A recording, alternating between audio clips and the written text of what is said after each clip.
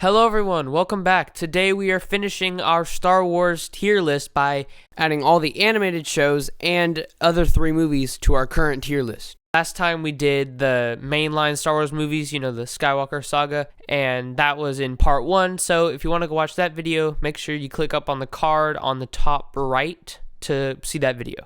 Yes, we are adding on to our current tier list. We're not making another one that's separate, we're just adding on to the one we had before and splitting it up into 3 videos. So, to start off, we have Rogue One, and Rogue One is an absolutely fabulous Star Wars movie. It is the prequel to the sequel, which is a sequel to the prequels. It's confusing, I know. But anyway, the highlight for this movie is, of course, the final battle. The beginning was considered by some people to be kind of slow, but to me it was more like a bunch of build-up, and then to finally get to that final battle at the end was so worth it. It also doesn't draw the line at black and white with good guys and bad guys. There's some in between, there are good guys with bad morals, and there are bad guys with good morals, and, it's not always just one or the other. There's conflict in between the characters. This movie does a fantastic job of representing that, so I think this movie belongs in the S tier. Next up on the list is Solo, a Star Wars Story.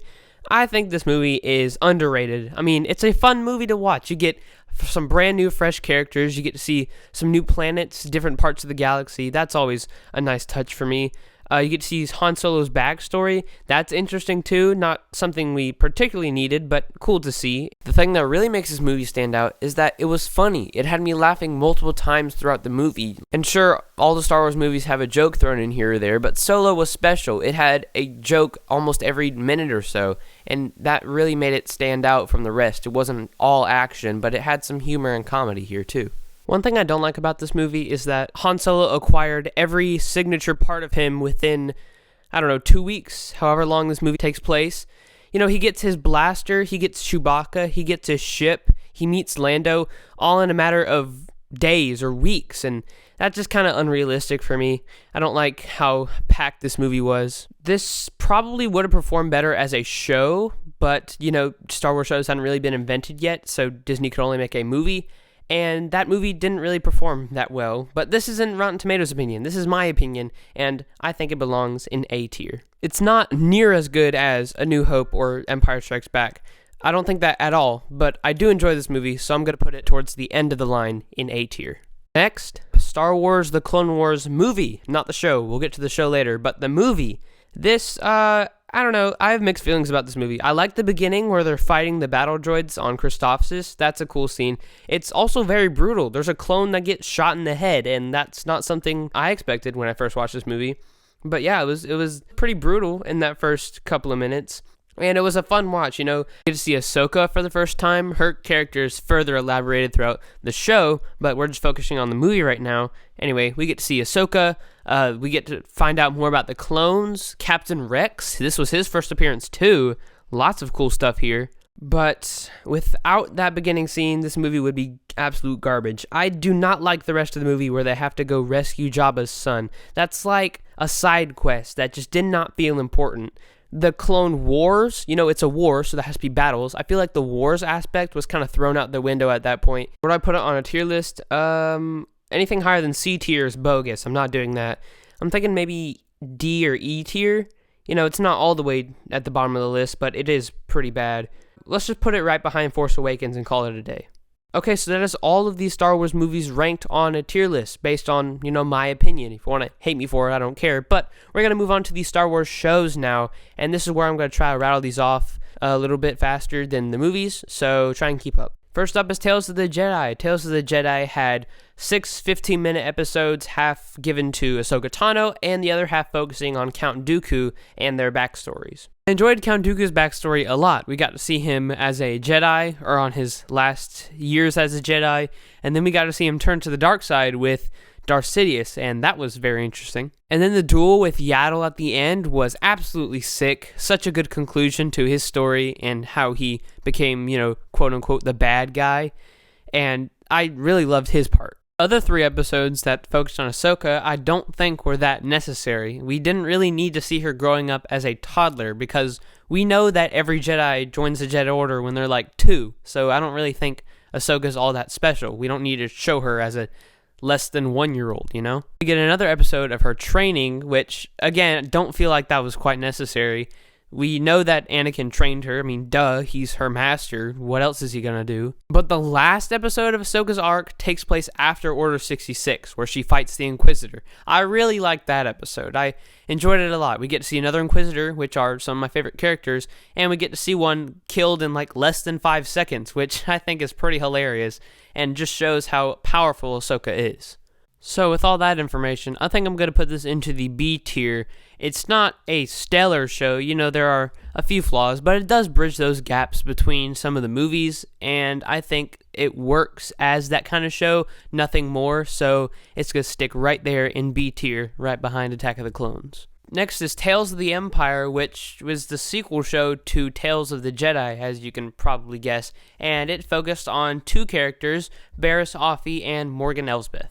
You probably don't know those characters. Barriss Offee was a Jedi who lost faith in the Jedi and sort of turned to the dark side, but she was arrested, and that was where her story kind of ended until now. Not really a favorite character of mine, not that interesting to me, but it was interesting to see how her story ended off. You know, we didn't get to find out what happened to her at the end of the Clone Wars, and now we do, and that's great to see that Disney is actually rounding off some of these unfinished stories. Morgan Elsbeth first appeared in The Mandalorian, and then was further elaborated through Ahsoka, and now we get to know her backstory in this show. Again, not really my favorite character.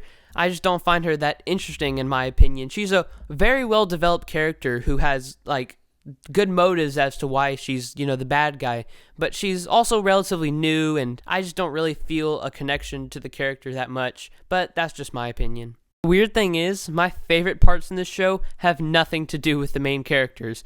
General Grievous going sicko mode with his lightsabers, that was extremely fun to see because he gets nerfed in the Clone Wars. He's like shown as this sort of cowardly, weak character, and it was cool to see him more powerful than most people think he is. And then Thrawn, who's my all-time favorite character, gets a very brief appearance in this show, but it's so brief that it gets me excited. And then we get to see more about the Inquisitors. Again, some of my favorite characters. Get to see a little bit more about how they're recruited and the return of the Grand Inquisitor. So very small, very fun stuff to see in this show. But again, those are very, very small parts, so I think I'm going to put this right down in the C tier with The Phantom Menace. Star Wars The Clone Wars series, one of, if not the best Star Wars show to ever exist. I could talk about this show for an hour, but of course I'm not actually going to, but there are so many new things, new characters, new arcs, new planets that were added to the show that became such a big part of Star Wars and such a big part of the fan base. Ahsoka Tano got her own show after the Clone Wars. How crazy is that? A character got so popular that she deserved her own separate show. That's crazy. And a lot of people will go, oh, it's animated, so it's just for kids. Absolutely not. This show is, yes, it's somewhat directed at a younger audience, but that's not what it's really meant for. Any age can watch this show and enjoy it. There are lots of brutal moments that happen to the clones and the Jedi that definitely don't really belong in the modern kids show. And sometimes when you watch some of the newer shows, a lot of the material that comes from those shows came from the Clone Wars, so you might not really understand what was going on. So again, lots of new stuff came from the Clone Wars. That's how big of a show it was. But anyway, such a good show, and it definitely goes in S tier. If you haven't already, go see the show for yourself. It is phenomenal, adds so much to the overall Star Wars story, and definitely a must-see if you are a Star Wars fan. Star Wars Rebels, the next show on our list, and this was sort of the second big Star Wars animated TV show. And because there are only 4 seasons, I'm going to give you a brief description of each. Season 1, garbage. It's not a complete waste, but it is really, really bad. It's very child-directed, so if you're a little kid, this might be perfect for you, but if you're not, like me, you should go ahead and skip it and go straight to Season 2. Maybe watch the first episode for a little bit of context for the characters, but after that, go straight to Season 2. I promise you won't miss a thing. Season 2, getting better. You know, there's a little bit more story to this, not much random adventure, swashbuckling action kind of thing. The last episodes of Season 2 were exceptionally good. You know, we get to see the Inquisitors and Darth Maul fight each other. That's pretty insane. And then at the end, we get to see Darth Vader. How cool is that? So season 2, not bad. Season 3, we're taking a turn. We're not so much of a kid show anymore. We're going to go into these darker places with the characters, provide some struggle and some character building. We're going to keep the weird animation style that makes the lightsabers look like needles, but we're going to provide some really cool action-packed stories. Season 4, the best season yet. We're going up for the ranks here. We're going to make this the best season of Star Wars Rebels yet, and that's exactly what they did. It was great. I think the show really found what it was looking for in those last episodes of Season 2 and then carried on through Season 3 and 4. I think during Season 1, they were still kind of trying out this whole Star Wars animation thing, and then they really found what it meant to be a Star Wars show and really delivered on some really nice episodes. It's not quite an S tier for me, but I'm going to throw it in A tier because it's still a great show. Star Wars The Bad Batch was basically our sequel show to The Clone Wars, and it followed, obviously, The Bad Batch as they made their way through the galaxy after Order 66 has happened. Season 1, not bad. It had a good setup for the rest of the show. I loved the plot with Crosshair betraying his old squad, and, he's different from the rest of them. He's like the dark and broody and the emo one or something like that. And I liked that, had a good plot. It had a lot of filler episodes, I feel like, but all the seasons did, so I guess it's no different. Omega was kind of annoying during the season, but she gets better as it progresses. But yeah, I think Season 1 had a lot of good setup and story. Season 2, on the other hand, is kind of forgettable for me. Not all of it, but just most of it. There were a lot of filler episodes where the Bad Batch had to do these jobs for this weird Trandoshan lady, and that just kind of drags it down for me. But that's not saying the season was all bad. There are a lot of good episodes in this season, such as The Tipping Point or The Outpost, or those were like really good story episodes that followed Crosshair and his arc while the Bad Batch was off doing those weird missions for Sid. Just kind of half and half for me, so Season 2, kind of mid. Season 3 wasn't too bad either. There were some filler episodes, but it also had a lot of good, action-packed, fun episodes to watch. That's what you want from a season, and this really nailed it. The highlight of this season is the season finale, where Omega and Crosshair are rescued from Tantus by the other members of the Bad Batch. There was a lot of speculation as to what we would see in this episode, like what would happen to the Zilla Beast? Would we see the other members of Delta Squad? How would this lead into the Mandalorian? So many questions that we had that we thought this finale was going to be so exciting, but also kind of packed with all the information we had. So when it finally came out and I watched it, I was very surprised with the ending.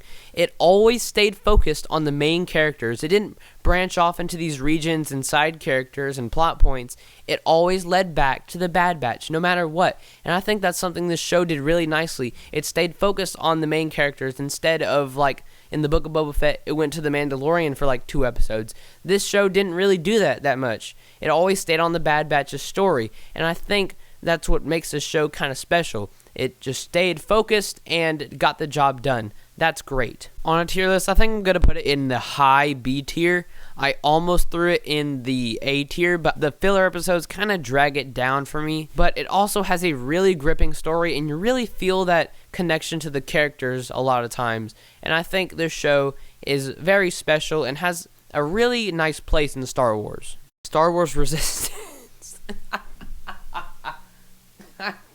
You actually want me to rank this show? Okay, so I've actually not seen this show all the way through, but I have seen the first 2 episodes, and based on those 2 episodes, it is just a sequels version of Star Wars Rebels. You're probably better off watching Young Jedi Adventures, because this show is just disgusting. I doubt this show has any fans at all, but if you are watching this video and you are a fan of Star Wars Resistance, please tell me why you like this show, because for the life of me, I cannot understand why this show even exists. Throw it in F tier, and this is probably the only thing we're going to be putting in F tier today. Next show is Young Jedi Adventures. This show is still running on Disney Junior and has 2 seasons.